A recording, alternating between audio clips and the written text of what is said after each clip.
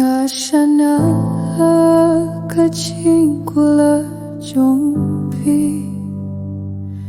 nga lapos niu papin longka min siya jonga nga ay luka don hut nga no yalate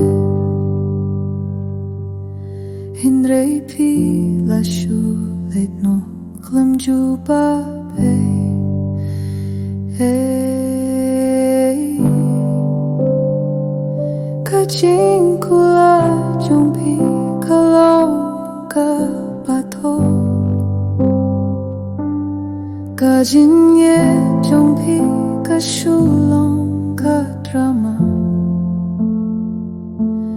kajing sngew pangayo kalong ka bakla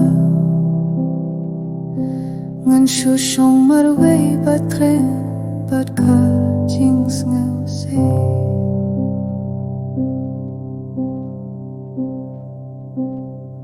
kapo kadangay ang iarngut kalong kasni bakuit Hinray minta kapor kakilasya kamiet badung kasujong pi kapinkin mauya kajing sngeusi kajing ye jonga pila le shiliang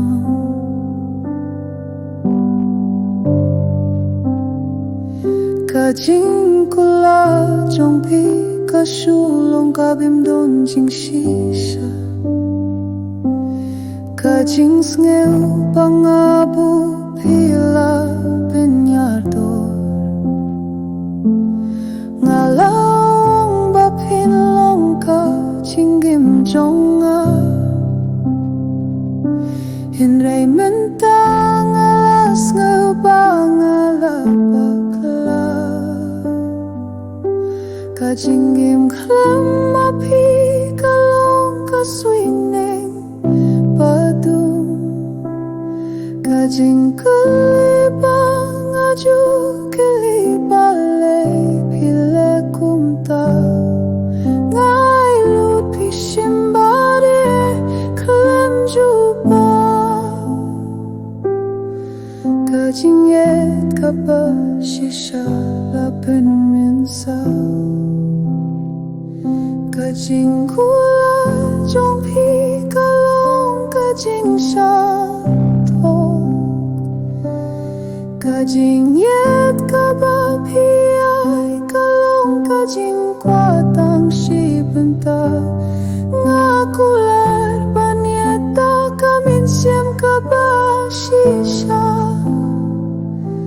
Hinray menta nganyetang ya kajing shi